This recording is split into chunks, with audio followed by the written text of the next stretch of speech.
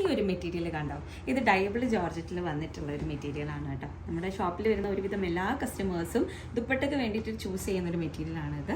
ഇതിൽ വന്നിട്ടുള്ളത് ഈ ഒരു സ്കാലപ്പ് വർക്കും അതേപോലെ തന്നെ ഈ ഒരു ലൈൻസിൽ ഈ ഒരു വർക്കുമാണ് ഇതിൽ വന്നിട്ടുള്ളത്. ഇതൊരു ഹെവി മെറ്റീരിയലാണ്, പക്ഷേ ഈ ഒരു ഡയബിൾ കളറിൽ നമുക്കത് കാണുന്ന സമയത്ത് അത്ര ഹെവി ആയിട്ട് നമുക്ക് തോന്നില്ല. പക്ഷേ ഇത് കളറിലേക്ക് ചെയ്തെടുത്തിട്ടുള്ള ആ ഒരു ഔട്ട്ലുക്ക് നമുക്ക് കാണാം. ഫസ്റ്റ് വൺ വന്നിട്ടുള്ളത് ഈ ഒരു റെഡ് ഷെയ്ഡിലേക്ക് ചെയ്തെടുത്തിട്ടുള്ള ഈ ഒരു ഡിസൈനാണ് കേട്ടോ. ഇതിൽ ഈ ഡിസൈൻസ് ഒക്കെ നല്ല പോലെ നമുക്ക് എന്താണ് ഇതിൽ ഈ ഒരു വൈറ്റിൽ നമ്മൾ കാണുന്നതിനേക്കാളും കൂടുതലായിട്ട് ഡീറ്റെയിൽഡ് ആയിട്ട് നമുക്ക് ഈ ഒരു കളറിലേക്ക് ആഡ് ചെയ്യുമ്പോൾ മനസ്സിലാവും. ഈ ഒരു സ്കാലപ്പും എല്ലാം കൂടെ നല്ല ഹെവി ആയിട്ട് ഈ ഒരു ഷോൾ നമുക്ക് തോന്നിക്കും.